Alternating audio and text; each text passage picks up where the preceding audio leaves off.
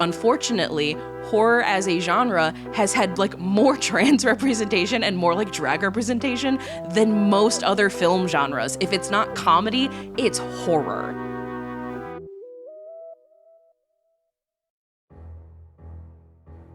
You may know two of our time-honored guests, BJ and Harmony Colangelo, as the hosts of the podcast This Ends at Prom, which looks at coming-of-age and teen girl movies from their queer, feminist, cisgender, and transgender perspectives. But these dark wives are also prolific horror film analysts who are contributors to Fangoria magazine and Shudder's Queer for Fear docuseries, as well as co-authors of the forthcoming book Sleepaway Camp that focuses on the queer themes of this controversial 1980s slasher. As a companion to our series on early drag queens, I've invited them both on the show to dissect the popular horror trope of the murderous man in a dress and all the complicated trans and drag representation in movies like Sleepaway Camp, Psycho, The Silence of the Lambs, Dressed to Kill, and the Rocky Horror Picture Show.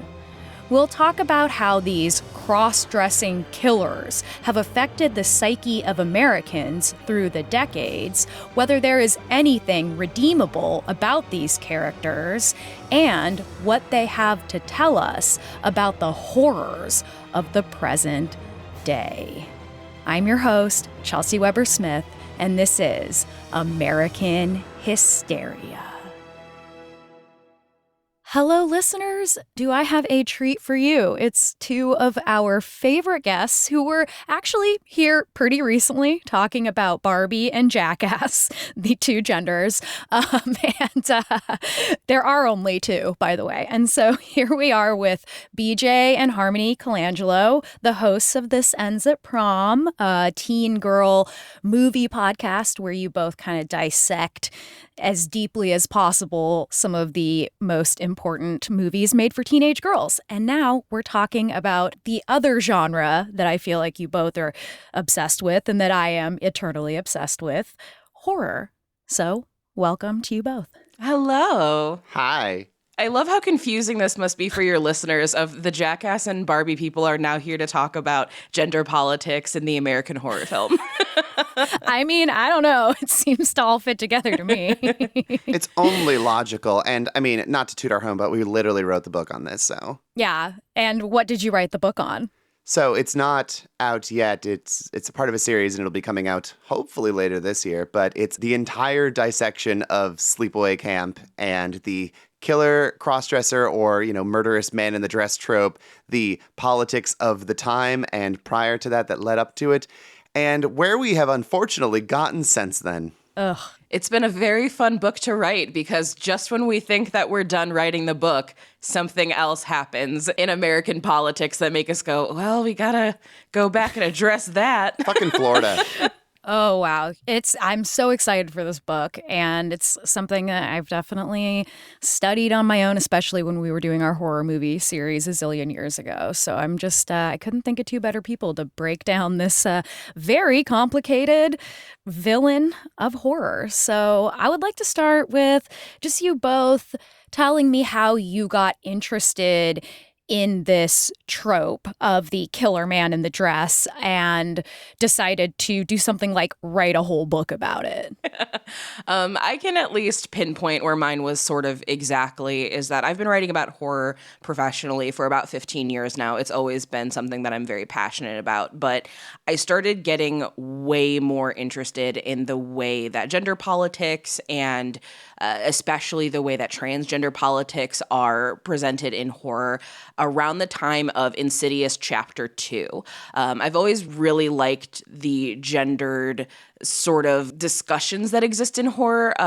Men, Women, and Chainsaws by Carol J. Clover might as well be my horror Bible. And she talks a lot about how horror is sort of a gender neutral genre because it's constantly playing with gender conventions in the way that, slashers tend to be, very penetrative, and final girls a lot of times have like masculine names or kind of tomboyish, and they're definitely virgins. They're definitely not having sex. And so that's always been really interesting. But the trans author May Rude wrote a piece during Insidious Chapter 2, which is a film that has a side plot where, I guess, spoiler alert for a movie that's definitely over a decade old at this point, that the bride in black that has been haunting Patrick Wilson and Lynn Shay has a tragic backstory where they were forced to dress like a girl as a young boy, and now they are irreversibly fucked up, and now as a ghost are haunting people dressed as a bride. And May wrote about that experience and what it was like being a trans woman in the theater and how isolating that experience can feel, or how scary that can be of like, is everybody in the room going to look at me and now believe I'm this person? Am I this dangerous person? And so because I've already done so much work looking at the way like cis women have been in horror, I started thinking about, okay, well, what about people who have gender identities outside of my own? What does that look like? And I'm a queer person. I have always been in relationships with trans women throughout my life. So it's not like this was like a new thing for me, but I wanted to learn more. And then, of course, I ended up with Harmony as my wife. So then that became a lot more at the forefront of a lot of what I research in, because it affects our lives. That is such a better answer than anything I'm going to say. Damn, I should have gone first. See, mine's not as crystallized and as intelligent. I guess I was always just noticing the common trend in horror films, or in more commonly in the 90s, comedies of, men in dresses and what that meant. And it's like, but like, in Ace Ventura, she's so pretty. What does that mean? In my notes, I have talk about Finkel as Einhorn. So you already brought it up, babe. God, it's just like, especially when you like watch a VHS of it that we recorded off the TV and you see the dramatic turnaround where you see like the tucked parts. And it's just like, God. That part's not there in the TV edit. So I'm like, I don't get it. She's pretty. Sean Young is beautiful. Right? Oh, yeah. Mm-hmm. So, mine's not as crystallized, but I've always loved horror. I've always been very aware of gender in films. And I don't know, I guess the idea I always had growing up was like, people would ask me like, well, are you gay? And I'm like, I don't know, I've never had sex with a dude, so don't knock it till you tried it, which is clearly a thing that like straight 15-year-old boys would say. Like, there's no queerness going on there. But yeah, I started to write and think about horror specifically come the late 2010s, purely because in a kind of spiteful way, I was seeing a lot of takes that I did not agree with, and not nearly as many takes I did agree with. So I went, okay, well, I guess I have to throw my hat in the ring. And now here we are. Great answers, you guys. So I think we should maybe start with like, what representation of this killer man in the dress do you find to be the kind of kickoff point for this trope? Oh, I mean, do we want to talk about fiction or reality on this one? Because they're pretty intertwined. I think it's a mix. Yeah. Yeah, they go one and the same, unfortunately. And I guess we would probably agree that Ed Gein would be a starting point. It's Ed Gein. Always. It's always Ed Gein. And the thing is, Ed Gein's not the first, like Ed Gein and the things that came after him is not the first example. Like, that's not even the first time, like with Psycho. Hitchcock had previously done a like murderous man in drag movie called Murder, because it was the 30s and you could have succinct one-word answers like that. And people just went, well, no one's ever called a movie Murdered before, so I guess he's the first. But the controversy of that one was more that the character was of mixed race, and that was the big, like, what to do about it. But yes, it's certainly not until Ed Gein that we start to sensationalize the whole of this. And with Psycho, everyone then wanted to write the next Psycho. And really quick, just in case somehow our listeners have not yet been initiated into Ed Gein, he was a serial killer type in the, was it the 50s in the Midwest? Mm-hmm. He was in Wisconsin. And he ended up using a lot of human body parts to make things around the house, housewares. And he also made basically a suit out of a woman's skin. Apologies for that. No trigger warning ahead. I'm sorry. But that's sort of the story that the media told.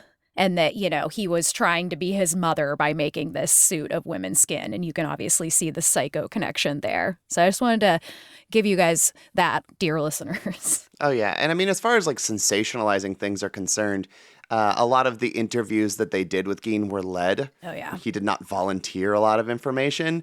Several journalists decided to just sort of jump to conclusions or straight up make things up. And those have been mythologized in the, half a century plus sense. A lot of it is not, it's rooted in some reality, but so much of it is blown out of proportion in terms of like what we understand about Ed Gein and his crimes, which at this point, like, yes, are they crimes? Sure. But as Sarah Marshall put it once, they're spooky crafts. So Oh my God, Sarah. he's not really that much of a serial killer. He didn't kill that many people. He was more of a grave exhumer, a grave robber. Yes. Yeah. Gein was definitely a grave robber, and it does, in my opinion, it kind of points out the way that we love to gender activities, because suddenly he's making these spooky flesh arts and crafts, and of course that means that everybody who talks to him is like, well, clearly you want to be a woman because women do crafting, so that must be the thing here. And it's like, maybe you should unpack that. Why was that your assumption? Wow, I've never thought about that. If only he joined a quilting club. Oh, God. That would have been better. And then I think the connection between the fact that one of the reporters claimed that he found Christine Jorgensen's autobiography in amongst his books, as if Ed Gein had like a library. And Christine Jorgensen was the first American transgender woman to actually get gender affirming surgery. And she was like kind of a celebrity, and like a lot of people weren't that mad about it. But I think that was a big part of it, to be like this piece of proof that these journalists were crafting so that they could have a more sensational story to tell. Absolutely. And like, I'm pretty sure Ed Gein couldn't read. Right. I think that was kind of the smoking gun. But the other thing, too, to think about, like, historically, is that if he did, theoretically have a copy of Christine Jorgensen's book, so did, like, most people in America at that time, because this was when gender-affirming care was seen as something, like, fascinating. This is, like, space-age technology we're dealing with here. People weren't so viscerally repulsed by this idea the way that so many people are now. It was novel and interesting. Right. So a lot of people read that book because they wanted to know. They were curious that, like, this was, it sounds terrible. It was kind of like going to the circus of, oh, look at this thing I get to see. This is exciting and fun. People didn't have quite the negative connotations they do now. Of course, like, evangelicals always did. That's just a given. But as a general concept, people were more fascinated by Christine Jorgensen than they were disgusted by her. So if Ed Gein had this book that doesn't necessarily say anything, it just means Ed Gein is a person in America at the time when this book is out. Right. Okay, so Psycho comes along. I was watching Queer for Fear, which is the Shudder docuseries that you were both in, and which is so fantastic. And somebody made this connection between Psycho, the most famous scene of course, the stabbing in the bathroom, and compared that to kind of the trans bathroom panic. And I found that to be really very interesting. And I was wondering if you had thought more about that, just symbolism and imagery. For me, it's that the way that kill is structured is that your imagination is doing all of the work. You don't actually see anything. You just think that you see things. And people are to this day convinced, they stab Janet Leigh and they do this. They don't. Like, it's all cut away. It's all implied. So your imagination is the one that's doing all of that extra energy. And that feels so similar to the trans bathroom panic, which is that people are making up situations in their heads and they're talking about, oh, it's this dangerous thing. There are going to be people that are coming into the bathroom and do X, Y, and Z thing. And there's no documented history of that happening. And even if that was the case, your issue is not with trans people. Your issue is with predatory men, like that are abusing a system. Like that is where your problem lies. But even still, like, you know, it's just a made up boogeyman the same way that it is in Psycho, where like you don't actually see what you think you're seeing. You're just letting your imagination go into overdrive. And it's interesting the way that that parallel exists. And I think part of why that reveal is such a big deal is before we had like spoiler culture the way we do now, Alfred Hitchcock is kind of like one of the people at the forefront of like preventing spoiler culture. He bought every copy of Psycho that he could get his hands on so that people couldn't read the book the movie was based on and learn the reveal early. Like that was how intense he was because, you know, it's pre-internet. So what are you going to do? Buy every book in existence? It's dedication. He didn't want people to know, which, you know, already when people are hearing that of like, oh, this movie's going to be so scary, it's going to have this big shocking ending. Hitchcock is buying books because he doesn't want us to know what's going to happen. You're going to go into the theater already with this preconceived notion of like, what I'm about to see is the most shocking and vile and depraved thing I've ever seen in my life. So if that's what you've been built up for, and then that's what you see, either you will reject it, but people weren't doing that yet because we hadn't gotten quite so cynical with our media. Or you're going to buy into it because Alfred Hitchcock is this master. Of course he knows what he's talking about. So if you've had months of lead up of believing what you're about to see is just going to blow your mind, you're going to let it blow your mind. And I know that it was not Hitchcock's intention by any stretch of the imagination, but like, he kind of ruined it for like a lot of people who play with any sort of gender presentation, specifically with trans women, because I know that this is part of like a drag series, and drag and transness are not one and the same. It's like a square rectangle sort of situation where some trans people do drag, but not all people who do drag are trans. I think we all know that, but saying that for my own sanity. Please. But like, I know Hitchcock, that was not his intention. I highly doubt he had any idea what the ripple effect was going to be after this movie, but he kind of fucked it up for a lot of people. I mean, I guess the issue that stems from Psycho as a whole and why this continues to be a thing that is prevalent up until, oh, I don't know, whatever that Jennifer Lawrence movie was, I think, like a House at the End of the Street. Yeah, all the way up until then, and also Insidious Chapter 2, like, you know, into the 2010s, this has been a thing continually, is that it's effective. Like, you can go ahead and make something scary in a movie, but it's not going to become a trend unless people continue to be scared of it and continue to buy into it. Like, were sharks scary before Jaws? Well, kind of, but you didn't have a shark genre really until Jaws. You didn't have this as a trope. It doesn't become one until it's a consistently repeated and popular pattern for that people start to recognize.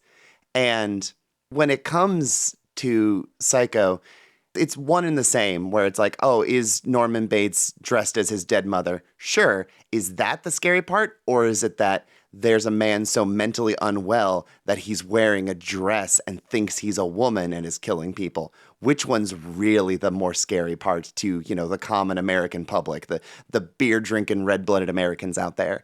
And just presenting that option to them and letting them decide what's scarier, being murdered or this sissy boy being the one that murders you and look how scary he is because he is so clearly fucked in the head. Is that scarier? That they walk among us sort of mentality that got popularized with communism, you know, the Red Scare before. It's the increasing insidiousness, for lack of a better term, of who could be out there and who could be this unwell. And that sort of buys into the man in drag as like a passable woman that people fear. Yeah. The trans panic typically you'll see of like, oh, well, you never know. You got to check for the Adam's apple. You got to look for big hands, you know, the telltale signs. So it's all become extremely interwoven in terms of like men in drag in cinema and how that has shaped our reality for people in drag and trans people and any sort of gender variance, honestly. Absolutely. And I mean, A lot of what you're talking about, too, goes into the 50s, 60s psychology of gender variance, homosexuality, and the idea that it has to do with the mother. And I think that that's such a important part of all of this is like, is the scary part the man in a dress, or is the scary part the psychology of the man in the dress and how that person became so fucked up in this way? And I just am so glad we've sort of moved out of that obsession, that very Freudian, gross ass point of view. Oh, these mother boys, though. Yes, these little mother boys. More after this. And now, back to the show. So, okay, we kind of know where this came from. And I think, maybe Psycho would be one of the more damaging examples because it kind of kicked it off a little bit. But I do want to talk about a film that I know is very important to the three of us, in recent years has been sort of named as problematic. Totally fair arguments there, but today we are also going to give it the honor we think it deserves, and that is the Rocky Horror Picture Show. Oh, hell yeah. So I would love for both of you to give me just the rundown on what it is about Rocky Horror that touched your life. I mean, it's the most important queer film ever made. Full stop. Full stop. And that's probably a controversial thing for people who are just like, actually, I think this French lesbian film from the 30s, that was the first to do it, is more important, or any other selection you can choose. Rocky Horror legitimately normalized like deviant, weird, queer behavior. It allowed you to be a weirdo and transcended from like underground cult cinema into the mainstream, to the point where like they were doing Rocky Horror Live on network television, and people know what it is and they generally accept it and aren't afraid of it. That's a really important detail of like disarming and how it does things. Rocky Horror was one of the metric tests I used when I was like kind of feeling out how someone was going to feel about me being trans before they knew. I was just like, oh my God, like one of my favorite movies, Rocky Horror. And then be like, how do you feel about this movie? I don't know. I just think that it's a fascinating example of this trope, especially it's like fairly early on in it. We're only about, a decade plus removed from Psycho by the time that Rocky Horror starts to, become a theater show and eventually the film. It's a fairly controversial voice that I would love to dissect later of Richard O'Brien being a queer person, writing a queer story and dissecting this trope, and doing so in a way that is just so captivating and enticing. And is it messy? Yes, but bless, give me messy queer characters. I want nothing more. It's everything at once. And it fostered a community for people to be weirdos, like under the cover of night, and find their people. And that's awesome. BJ. Asking how I feel about Rocky Horror is like asking me how I feel about my soul, which is like, that's too big of a question. But Rocky Horror was something that I came to really early in my life, and then I started sneaking into live productions with the Shadowcast up in Milwaukee. Shout out to Sensual Daydreams. I'm obsessed with all of you. Listeners might know that that is Trixie Mattel's home Rocky Horror crew. That's where I used to go. So I would go in there, and it was just, the weirdest Midwest queers you've ever seen in your life, and in an area where that's not super common of having people being overtly, openly queer. Mm-hmm. There's something really powerful about that, and being in that space and knowing you could be whoever you wanted and no one was going to say anything to you about it. Like, you're definitely not the weirdest person there ever. That was such a formative experience for me growing up. But as far as just like the movie itself and the music, there is something that I think speaks to a part of me that even before I could really crystallize what it was and what it meant, Rocky Horror was pointing me in the right direction of like, you're not like the squares. You're not like Brad and Janet. You are one of these weirdos. And it's so cool that you are. And some people are not going to get it. And some people are going to be afraid of you for it. But if you embrace this, you are going to have like the most fun you could possibly ever have. It was just revolutionary. And I think something that's really hard, especially now where, you know, we have people coming to Rocky Horror in an era where they do have alternate queer media. They do have quote unquote good representation. And therefore it's hard for them to understand that at a certain point, like this is kind of all we had. And that's not to say that like Rocky Horror isn't a masterpiece in its own right, because it absolutely is.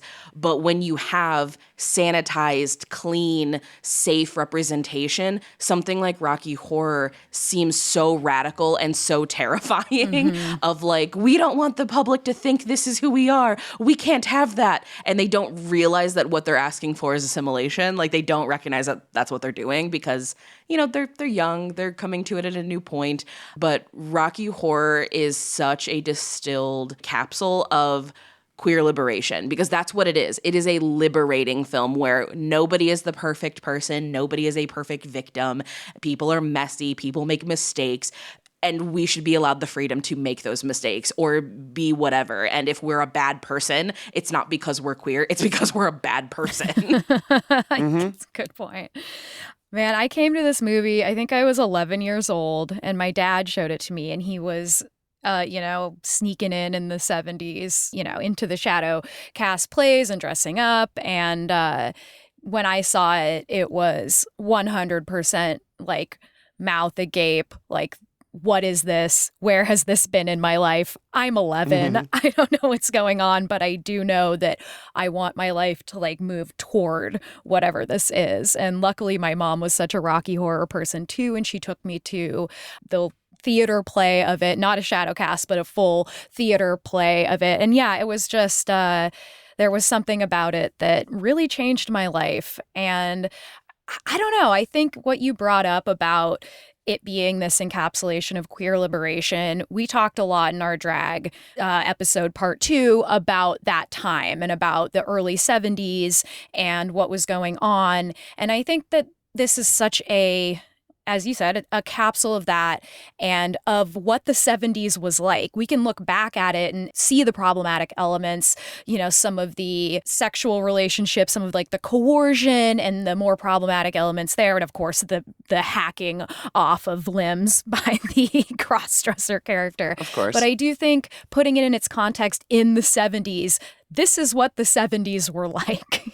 We didn't have the forethought of what the 2020s were going to be like. And so I think it deserves a lot more credit than it's getting right now. And especially because it developed this whole underground culture that allowed people to actually do drag. And it wasn't just people who had this desire to be or live as another gender or someone who wanted to be a drag queen. It was just like someone like my dad who is not any of those things. And he's just like, that sounds fun. Let's do that. And in a way that, I can see why that could be problematic or that could be damaging in some way. But to me, that was a deep normalization of something that people found so appalling and frightening. And suddenly it was just a bunch of teenagers and 20-somethings having a great time together. And I watched so much like coverage of it and how people were talking about it. I read a lot of newspaper articles about it, and Rocky Horror just was not received negatively. Just kind of the way that Christine Jorgensen was surprisingly not received negatively, like the pansy craze when gay people were suddenly the biggest performers in America and they were out of the closet and then they got stuffed back in eventually. But it's like there is something about this reception that queerness can get, and I find that to be really interesting. And I think Rocky Horror is a perfect example of, I think, as you mentioned, Harmony, and something you wrote, the power of this kind of representation, because Frankenfurter was a beloved character, even though he was a villain at the same time. Oh, totally. And like two things that I want to say. First of all, you all have significantly more interesting introductions to Rocky Horror than me, because I learned about it from the Drew Carey Show. Nice. because there's absolutely a musical number where it's the gayest thing I ever saw as like a 7-year-old, where they are having dueling dance numbers of the cast doing Priscilla, Queen of the Desert versus Rocky Horror Picture Show, which is a lot for the Midwest. To be fair, though, like Mimi is kind of wearing Frankenfurter makeup 24/7. Like she just exists with that makeup. She is a drag queen, yes. But she was on the Priscilla side. Oh, shocking. Drew Carey was on the Rocky Horror side. I love this. But aside from that, like I think something that is not really considered when you think about like Rocky Horror and, you know, whether it's aged well or not, is that it's a horror movie. Like when I wrote about Rocky Horror Picture Show, I compared Frankenfurter to like The Villain or A Murderous Man in Drag. And some dude was like, I don't know if it's fair to call Frankenfurter a murderer. Like, yeah, sure, he kills someone, but like, he's not a murderer. I'm like, that's pretty much the definition of a murderer, my guy. He murders in front of everyone. And then makes them, like, tries to get them to eat them. He murders and then re-murders him and then feeds him to them. So, like, there's that. But horror movies are not thinking about being future-proof, certainly not in the 70s, and, you know, maybe more so now, but they're not thinking about, like, oh, well, how will this be digested in 20 years? They're not thinking about the long term. They're thinking about things now, because horror movies are a response to what is going on socially. So that's why they are effective. Why do we talk about Psycho and not the millions of other terrible, you know, reveals that are out there of like the murderous man and the dress trope? Why are we talking about like Psycho and not Wes Craven's Deadly Blessing or something like that? Mm-hmm. It's because it's effective. It was good. And simply having that scare is not enough for it to be like ingrained in the pantheon, but it is so effective because people are actually scared of it at the time. It's because it is feeding into a very real fear. And I don't know, come the 70s, things got blown open. Everyone was doing cocaine and all sorts of party drugs. Hays Code was dead. Like, the 70s were a wild time. And I don't know, it was a really good, optimistic time that we had for queerness prior to, you know, the AIDS epidemic. And then in the 90s, it was like, oh, we're in a positive time again. And then George Bush happened, and it was like, God damn it. So I'm glad that you brought up the Hays Code. Yeah. I mean, it's only like kind of important. Well, because that's part of like this context that I think gets lost with, you know, people that are coming to Rocky Horror later in life, you know, so far removed from everything, is that the reason that like we have a genre called exploitation is because once the Hays Code went away, the pendulum swung so hard in the opposite direction because we could film everything. It was like a liberating experience of like, oh, we can show people in the same bed together. We can show queer people and they don't have to be, you know, moralized or like wishing that they weren't gay. They can actually just be gay. So people went so hard in the other direction. And I think, again, when you've been taught to receive media or your media exposure has been stuff that just fully did not exist until very, very recently, it's hard to go back and see what came before. We have this discussion all the time on our podcast with like looking at teen movies that are responses to like John Hughes movies. And then you look at John Hughes movies and it's like, oh my God, all these things are like terrible and have like aged horrendously. And in a lot of ways, yeah, that's very, very true. But then you look at like a step before that and it's like these like out of control sex comedies. And it's like, wait, he was really tame compared to what came before. But if you don't know these things, then he looks like the worst thing you've ever seen. And that's kind of what we get with Rocky Horror is like, if you don't have a knowledge of film or like you've not seen film where like everything has to exist in metaphor, then it's a lot harder to appreciate people like going balls to the wall. Absolutely. I think this has also become like a thing in terms of how stuff has aged with like Richard O'Brien, where Richard O'Brien is some kind of non-gender. Richard O'Brien is, the director and writer of Rocky Horror, just in case people don't know. Correct. He just kind of goes, he's fine. Like he's used he pronouns forever. But like as far as like gender is concerned, pretty much the way Richard O'Brien invented how they view gender and identify with gender is so grassroots and unscientifically founded because we just did not have a popular consensus on what like someone who was genderqueer or non-binary would have been at the time. So because of that, he uses a lot of language that seems archaic and seems like he's on the wrong side of things. So people have accused him of being a transphobe across the years. And I don't believe that. I just think he's old. Isn't that a lot of the issues in our world is people are old? Uh-huh. So this is not me trying to say oh, you just don't get Richard O'Brien the way I do, because obviously I don't know the person. We're not personal friends, but knowing the way that Richard O'Brien talks about gender variance, because Richard O'Brien is, some sort of gender alien at this point, identifies not on the binary, but somewhere in the middle. And when asked about trans people, he will say things like, well, trans women aren't women, they're trans women. And when you were a person who is one of the very first, most prominently non-binary gender person in existence, and all of the language you have and the community you built and everything that you did not exist with dictionary definitions, did not exist with psychological evaluation, did not exist with any sort of cool 3-minute TikTok video on here's what a demisexual means. Without any of that knowledge, you do think about it in a completely different way, because he literally lived outside of the margins. That is how Richard O'Brien existed. So to then have all of that kind of shaken of nope, the new narrative is this, Richard O'Brien's not going to subscribe to that. And he's probably going to be really defiant about the way that he expresses that. Yeah. He loves trans women. It's just Richard O'Brien thinks that we're all gender weirdos, and pretty much nobody is actually cis. Yes, that's very much kind of his approach to things. And so when people hear Richard O'Brien says trans women aren't women, they're like, oh my God, I can't believe he's a transphobe. And it's no, he believes that trans women are real. He believes that trans people are real. He believes cis people are not real. And if anything, he just believes we just all exist. And it's silly to try to think that we're all one and the same, because none of us exist in the world as one and the same. It's such a big-brained approach to gender that it sounds reductive. But when you when you have the context of who Richard O'Brien is as a person, and the way that they've experienced gender and the way they've presented gender and all of that, it makes sense. But out of context, if you don't have that research, then yeah, it sounds pretty bad. Yep. Well, the context for all of this is the most important thing. Context is king. Context is always king, but a lot of people don't unpack what a movie means in its time and stuff like that. We're kind of broaching into the 80s. Do we want to just talk about Dress to Kill now, which is, De Palma doing Psycho? Absolutely. Please.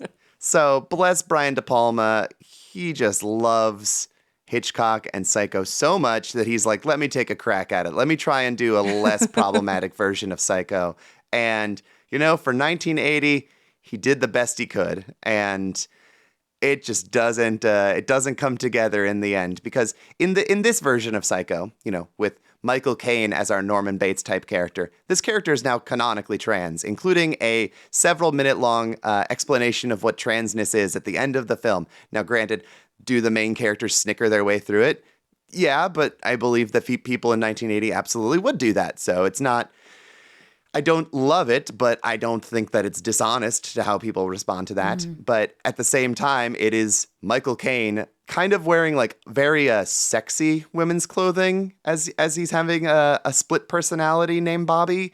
And it gets into this perverse nature, this almost giallo nature of sexiness, but it kind of wraps around as a comedy because it's well, come on, it's Michael Caine and he's wearing fishnets. Yeah. I mean, that also is not to bring it back to Rocky Horror, but it did make me think when you said that about how Frankenfurter was so fucking hot that everybody, I think it's a universal attraction. And it was this universal attraction to someone like Tim Curry, who we wouldn't say is necessarily traditionally attractive, but... Oh, he's so hot. There's perhaps no, hotter person than Dr. Frankenfurter in that movie. The fact that didn't cause some kind of moral panic says a lot about the 1970s, and that people were yeah, they probably weren't that's a sexy guy in a dress, but people were feeling it, and they weren't acting aggressive about it. They were just kind of Okay, I guess this is how I feel. Don't mind me. I'm just casually texting Chelsey pictures that I have saved on my phone of how hot Tim Curry is. Yeah, hottest. But please continue. I just had to. It deserved a mention. Of course. Yes, it was very important. And I don't know, De Palma's doing his best, but like this is obviously now getting into like the Venn diagram of drag and trans, where it's like, yeah, there is some overlap with these. But the issue that you then run into, and we'll see this solidified significantly more as the 80s go on in particular, and people become scared of queer people again, is that there's a subconscious mindset that comes with this, where even if you canonize this character of Bobby as a trans woman who's having like a mental breakdown because they can't understand that like they're a lesbian trans woman and they hate women who are prettier than them, but they're also attracted to them. So when they get boners, that's when the murderous drag trans side comes out. It's a big messy gender cocktail. And also this movie has a really underrated final girl, which I love. But the American viewer, even if you tell them this is a trans character, they're going to go, no, that's Michael Caine. And it still is an act. And that ties strongly into this being like a movie about female impersonation, because it is. The nonfiction world, we recognize that this is a man in drag. This is Michael Caine in a wig. And what that says about how we view men who do this is more damning than the actual film itself, because it's like when you're watching Jurassic Park versus Jurassic World. Jurassic Park has like puppets and robots and CG and all these elements to trick your brain and thinking like those dinosaurs are fucking real. And you can recognize that like that is a real thing that you could reach out and touch, versus no matter how good CG gets, you can look at the dinosaurs in Jurassic World and go, that's CG. I cannot touch that. And your brain knows the difference. That's a great analogy. Definitely. Yeah, and I don't want to get into this the whole thing of like the transvestigators, which I'm really mad at how fucking good of a term that is, goddammit. Because it's really funny. Damn. God, it's so fucking funny. But I don't want to get into the thing of like, we always know. But there is something about your brain that recognizes a male actor playing a female role in nearly all cases. And then your brain just kind of gets into this weird cartwheel of, what you don't see, like in Psycho. What it doesn't tell you, what you're connecting dots in your own imagination to. So you talking about that makes me want to reference a point in the documentary Disclosure, which is on Netflix. It is produced by Laverne Cox. It is all about the way that trans characters and cross-dressing and drag have been presented in film.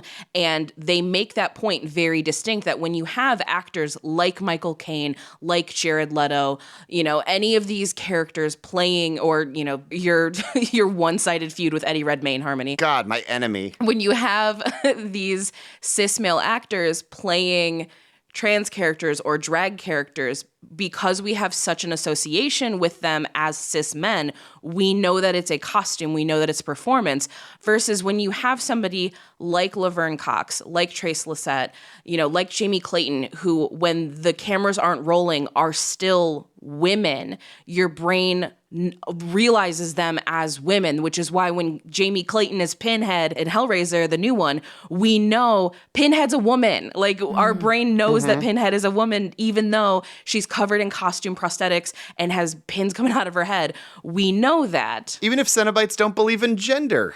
Yeah, even though Cenobites are all genderless demon monsters. Exactly. But we know these things. And so that's what it gets really frustrating with something like Dressed to Kill, because full disclosure, Brian De Palma is my second favorite director. John Waters is my first. And Dressed to Kill was always the movie that I felt some kind of way about, because I'm like, I see what you're doing here. De Palma loves Hitchcock, clearly wants to pay homage to Psycho in whatever updated way he feels fit, but it's still very clunky. It's still very problematic. And it wasn't until Harmony was like, okay, but look at timeline-wise, if Bobby, so Michael Caine's character, if Bobby is a trans woman, she would have been a trans woman who was born and raised in the 30s. She'd be a trans woman where people who were trans, they would not allow you to pursue any sort of gender-affirming surgery if you were gay. Because if somebody who was assigned male at birth was attracted to women, clearly they'd be like, oh, well, you're not a woman. Like, you're clearly a man because you still have attraction to women. So like that would be a total mindfuck for her, because even today, like, people still don't fully understand like that trans people can be trans and queer at the same time. Oh, I worked in AIDS prevention, and I had an old gay man who was my boss make fun of me going, you're trans and you're attracted to women? What's the point? God. That was like 10 years ago. Like, it's so mortifying. But it's like when you have that context and it's like, oh, wait, this makes so much more sense. I completely understand this backstory motivation behind Dress to Kill. But at the end of the day, it's still Michael Caine in a bad wig. And like, that's how people view that character. I mean, and we even get that moving further down the line, even with something like Cherry Falls, a movie that is so bananas ridiculous that by the end of it, when you get the big reveal, it's like, oh, it's Jay Moore in a wig. Okay. Got it. That's true trans representation. You always start with a bad wig. And so to go back in time just a little bit, you mentioned John Waters, and I think that's not a director we should skip over, especially considering Divine. So I'm interested in what you both think about the effect of John Waters' films on this consciousness. I mean, the man does no wrong. We're all drifting through life trying to figure out how to do things, and John Waters had it figured out since the 60s. Already did it. Waters did it. More after this. And now, back to the show. Well, because the thing that John Waters does so well that so many people like still today struggle to figure out how to do is Divine canonically always played women. Like, unless Divine was out of drag and it was Glenn Milstead, the characters were women. Dawn Davenport is a woman. Bunny is a woman. Like, these are the characters that she plays because that's how John Waters wants the audience to view the character. And like, yes, we do know that Divine is a drag persona and a drag character, but when you're watching the movies, like, that is Edna Turnblad. Like, that is who she is. And that is so powerful. And John Waters also had trans actresses in his movies playing trans women or playing cis women that, you know, sometimes they would flash what they got under their skirts and you just deal with it. And that's something that, like, I don't understand how we haven't figured out, like, you can just do that. Yeah. Like, it's pretty easy to just let that happen. But John Waters, like, his approach to gender was so matter of fact. Like, there wasn't any sort of like, we have to explain why Divine looks the way she does, and this is why she is presented in this manner. It was like, no, I cast Divine in this role because she's amazing. Deal with it. And it's like, it's that easy. It's that fucking easy. Yes. Yes. And also, to some extent, I mean, it's related, but not really. This is what, like, I am a big proponent of, like, not understanding why there is not more solidarity with trans people or with people of gender variances. Like, I'm cis, that's how I'll describe it, cis-ish, mostly cis. I navigate the world as a cis woman, but I navigate the world as a fat cis woman.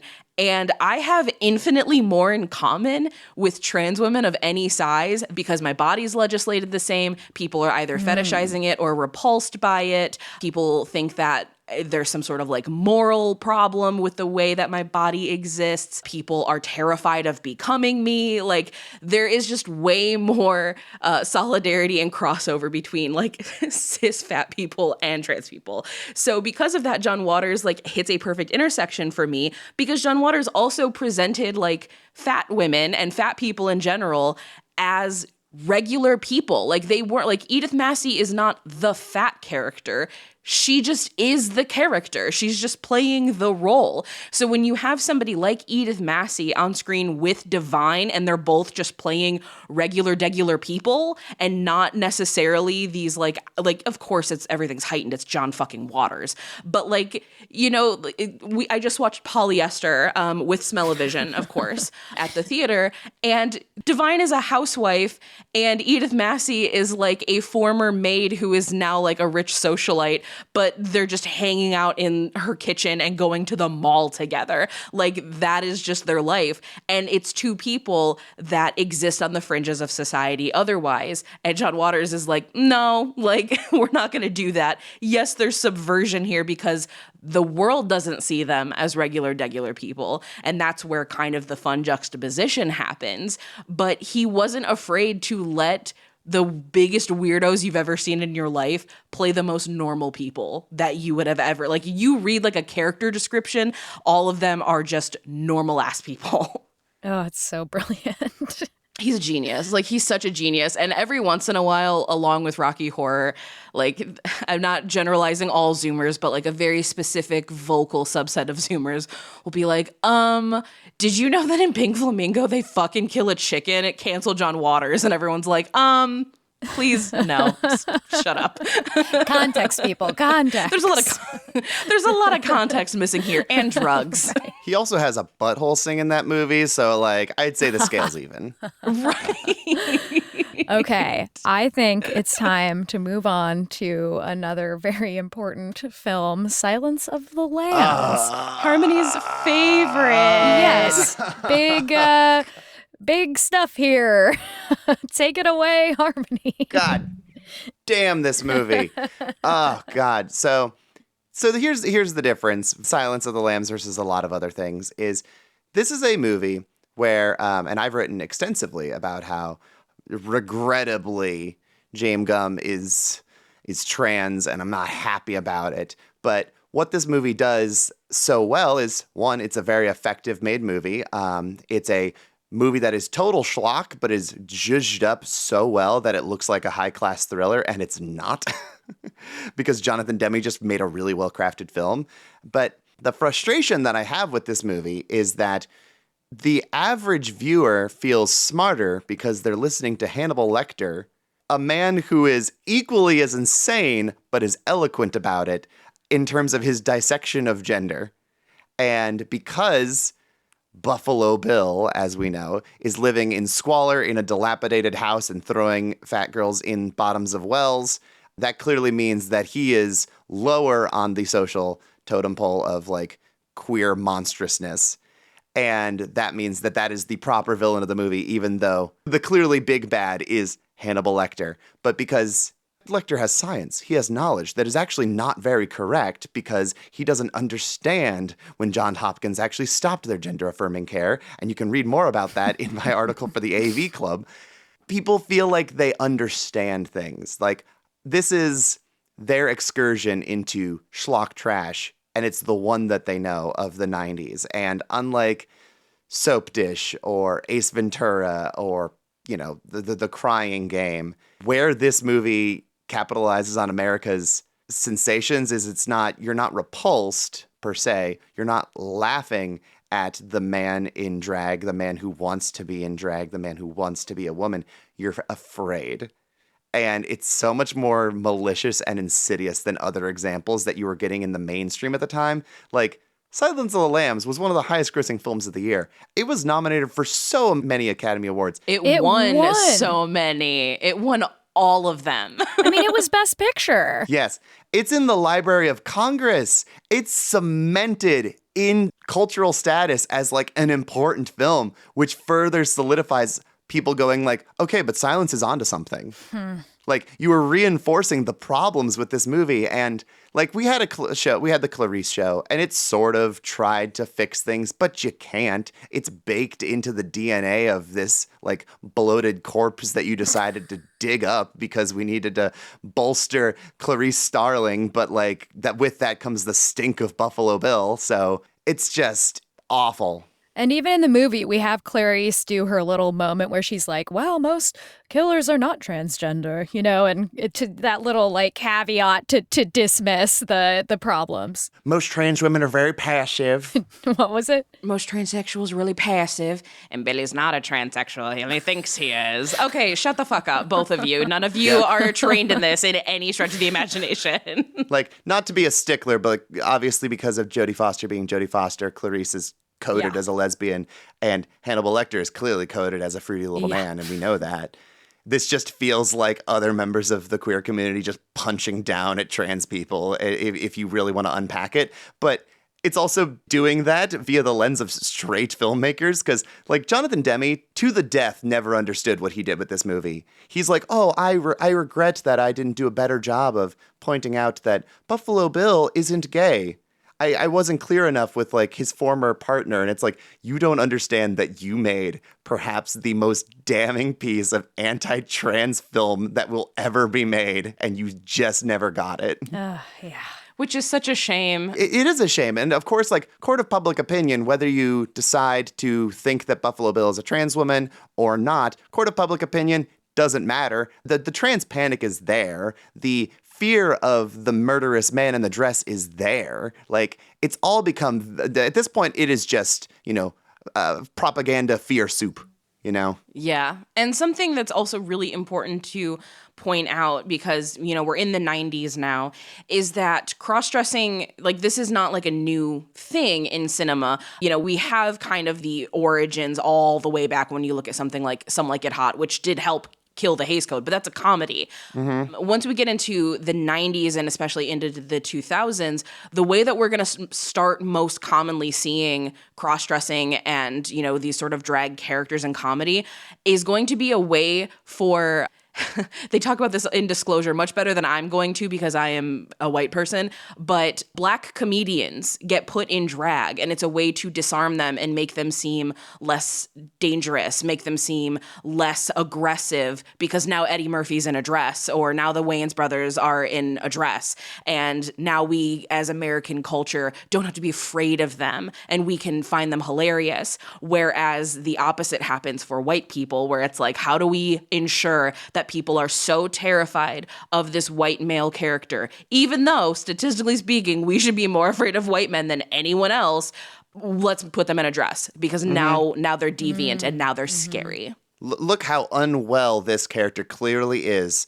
That, he, in big quotes, wants to wear a dress. He wants to change his gender. Oh my God, what a fucking psychopath. And I mean, they actually called people who had gender variants or different sexualities in the 30s and 40s sexual psychopaths. So I think that that's a pretty interesting little tag there. I would say, and because I'm not trying to like put you on blast here or anything, Harmony, but when you transitioned, you was still in the DSM-5, wasn't it? Yep. Wow. It was still considered a mental condition when you transitioned?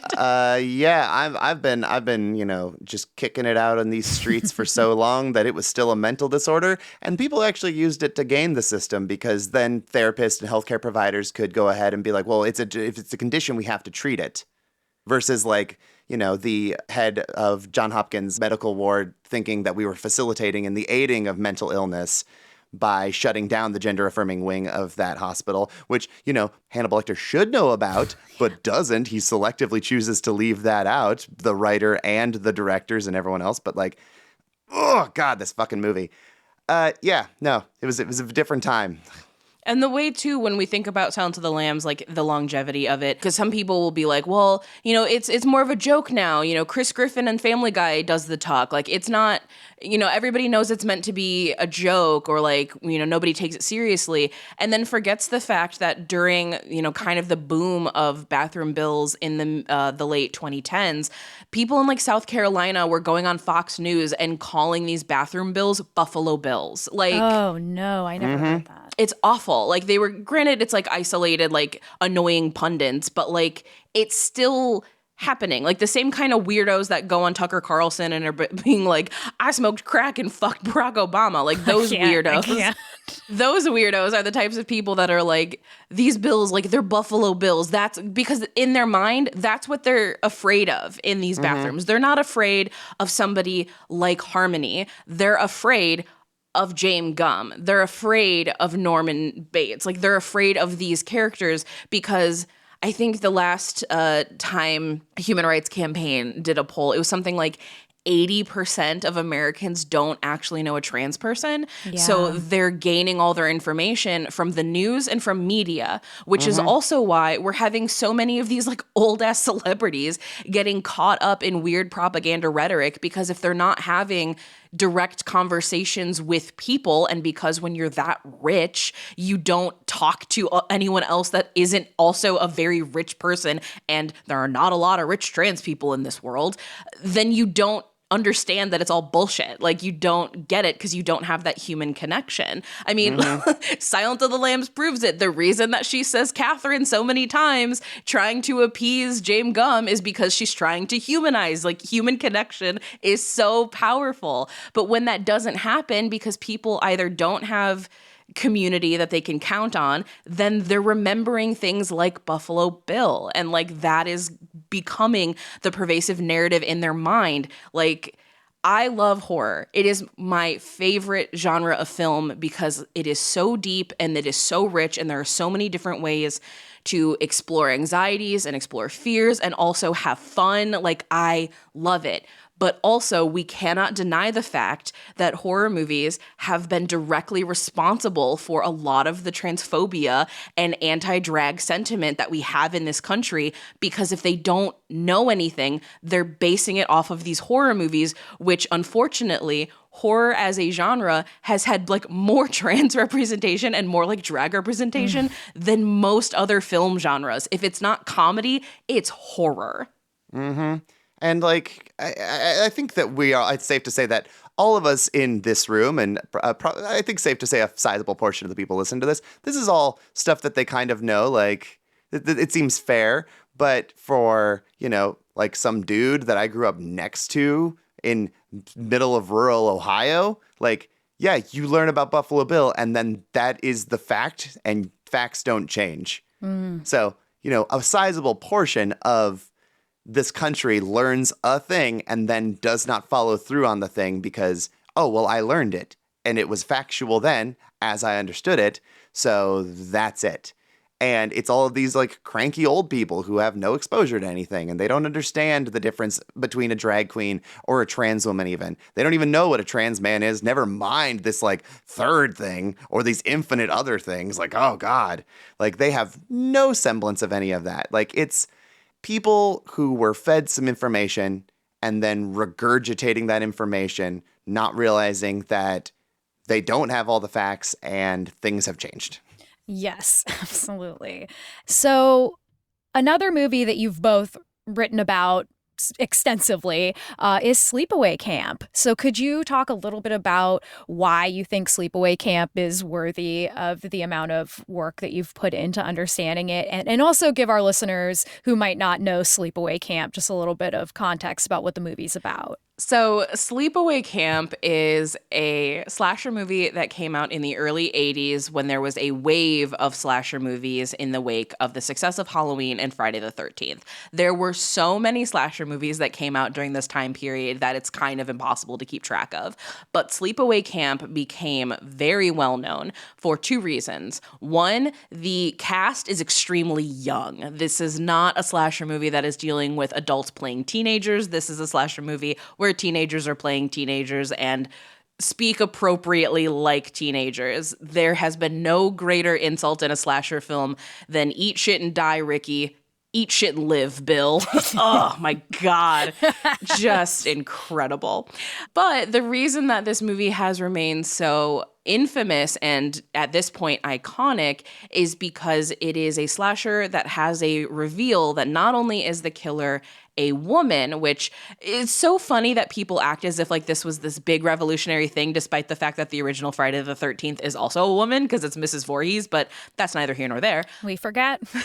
It was also not the first slasher film to have the reveal of, oh my God, it was a girl. Like that happens all the time. There was like dozens of films that had come out at that point. But where it's different is that it is also revealed that slasher Angela Baker is not a cis woman, that Angela is actually Peter, her brother, who has been groomed to live and present as Angela, her dead sister, which in my opinion, that is way more fucked up than like, just like, it's not just garden variety child abuse with like gender fuckery. It's also that you're going to cosplay as your dead sibling. Like that's way worse. Stark. It's really dark. And because of that ending, this movie has sort of skyrocketed in its notoriety. And what's fascinating is that when you look at it from the lens of like the 80s, critics at the time were very much like, okay, sure, but more so this just feels like a cheap Friday the 13th ripoff, and it's really schlocky and really inappropriate because a lot of the cruelty in this movie is like based in real life, like rooted in real life cruelty. Like the first person who dies in this outside of our like cold open where, you know, Angela's brother dies or Peter's sister dies, I should say. The first person who is like the slasher victim is definitely a pedophile working at this camp. Yeah, so right. it's like really harrowing stuff. But because of this ending, this movie has transcended, and you can kind of look at the way the public at large feels about certain trans issues and how trans community has been built and queer community has been built through the internet and what have you. That has been sort of reflective of the way people view this movie. It went from being not really anything to, oh my God, this is such an important piece of queer media, to, oh my God, this is trash, to, oh my God, this is really important and now has to represent everything. And I think Harmony can speak more to that. And now we're kind of in this weird place where it's kind of a battle of like some people are super into Sleepaway Camp and what it has to say about gender. And some people are like, this is the worst thing that's ever happened to me. Don't ever talk about Sleepaway Camp in my presence. Like it has become such a polarizing film. I mean, I guess what's worth noting is that if for anyone who has never seen this movie, there's no resolution. No. Literally, there's the gender reveal of what is a drunk college kid wearing the snarling mask of 14-year-old Felissa Rose. Of Angela Baker, and he's standing out there just dick out, and then the movie just kind of freeze frames, and it ends. Yep. So that's something that's worth noting for anyone who's never seen this movie. But like I was saying earlier with like your brain knows the difference, like this isn't a cross-dressing killer, like in terms of casting. You know, this is an actual cis woman playing, you know, an ambiguous gender monster thing where we're now like 3 layers deep in terms of like it's someone impersonating someone else who's actually someone else. It's Robert Downey Jr. impersonating a dude who's playing another dude, but with less blackface. That helps. It helps so much. Thank God for that. Always good. God bless. But the reputation of this movie has unfortunately gotten extremely complicated because there's a finite number of trans films. There's a finite number of positive trans films in horror that you can actually put a spin on it because, as BJ has said, it's not a genre that's kind to gender variance. Queer people, trans people, honestly, people of color, like, horror has a unique reputation the older back it gets in terms of how it handles any kind of marginalized person. But because of that, Sleepaway Camp has to encapsulate all forms of queerness, where it's people come up with theories of like, well, actually, I think Angela is a trans mask story because it's a boy trying violently to get out of a female body and female presentation. I think that Sleepaway Camp is about monstrous lesbianism because of the way that Angela kills Judy by sticking a curling iron inside of her and then smothering her because the smothering would have been enough, but it had to get psychosexual. I think that this movie is actually a really interesting look at gay men because they're all wearing jean shorts and crop tops, and that was just the look of the 80s. It's actually not that gay when you look at it in that context. There's just a million fan theories that this movie has to encapsulate, and it's kind of unfair to then expect everything out of this one schlocky film where the writer literally said, here's a cool ending that I think will be fun. Let's write the movie in reverse. Like, there was enough forethought put into it that it's not like an out-of-nowhere reveal like Friday the 13th Part 5 or something like that. It's actually a fairly well-constructed slasher films in terms of leading to its reveal, but it wasn't meant to be that deep. And it's very burdenous for a schlocky film like this to have so much expectations dumped on its frail 13-year-old girl shoulders. I think that also speaks to horror in general as a medium and the ways that for being so schlocky and for being so campy and all the things that horror is, it also is this thing that we project so much onto. And I think it is unique in that way where maybe a lot of its meaninglessness in just making horror, we can find more meaning from projecting onto it what we think, feel, are. And I think that's like a very cool part of horror, but it also opens up a lot of debate that can get a little toxic here and there. And something that I find very fascinating about Sleepaway Camp as sort of this trans narrative is that unfair expectation that's put on it is also something that a lot of trans people have to deal with because most people don't actually know a trans person. So obviously this is not a one-to-one comparison by any stretch of the imagination, but I think about a figure like Dylan Mulvaney, who is like an incredibly visible, incredibly well-known trans person. And now it seems as if like the entire weight of, trans progress and trans community and trans whatever has been unfairly put on Dylan's shoulders, and she has to be representative of the community at any time. She is not allowed to be messy. She's not allowed to make mistakes, because if she does, that reflects bad on the trans community, because for so many people, that is their only access point. And then the same thing happens with Sleepaway Camp, where so many people don't understand that there is a large swath of trans stories in horror, but this is kind of like the one where it's not it's obviously problematic. There's a lot of problematic things in here, but there are so many reads that exist that do make it seem like there's something empowering here. So because this now has to be representative of everything, it also has this unfair pressure on it. And then to double that, you then have Felissa Rose, who is a horror icon and who is in so many horror movies, who is now asked constantly at conventions, by fans, in documentaries, what have you, how she feels about being this character and how does she feel about queerness and transness and all of these things. You're asking somebody who played a role when they were 14 years old, like a 14-year-old person, or like an adult cis woman who played a trans character when she was 14, should not suddenly become the arbiter of like transness in horror. That's such an unfair burden to put on somebody. And it's wild, like how those things in this movie that for all intents and purposes should have just been yet another forgotten slasher film from the 80s, like a number of them that exist this way. But that's not how it happened. And now everybody involved with this film has the same unfair burden put upon them as actual trans people just trying to exist. Well said, as always. I want to thank you both so much for coming on and talking about this topic that I think all three of us have spent a lot of time thinking about and I think is really valuable, especially right now.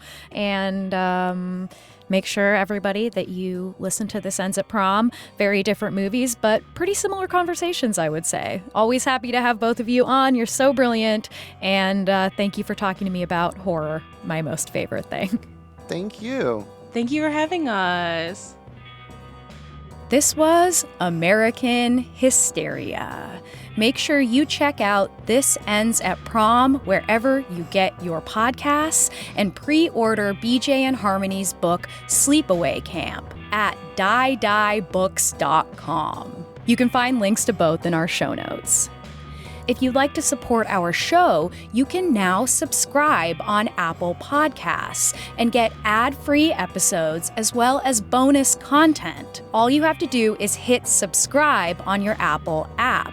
You can also find the same benefits at patreon.com/American Hysteria. This includes access to our other podcast, Hysteria Home Companion, a talk show that producer Miranda and I make, all about the different stories that were cut from the episodes. And we'll also give you a behind-the-scenes look as well. So subscribe now on Apple Podcasts or at patreon.com/American Hysteria. We're also taking submissions for our Urban Legends hotline, where you can leave us a voicemail about the urban legends that you heard growing up. And we might just do a deep dive into your tale if it sparks enough joy within us. Our first 2 episodes of the Urban Legends Hotline are up now on our main feed. Check them out and then head to AmericanHysteria.com and leave us your own story. You might hear your voice on the podcast, and you might find out way more than you ever wanted to. This episode has sound design by Clear Como Studios, was produced and edited by Miranda Zickler, and I'm your host, Chelsey Weber-Smith. Thanks, as always, for listening, and I hope you have a great week.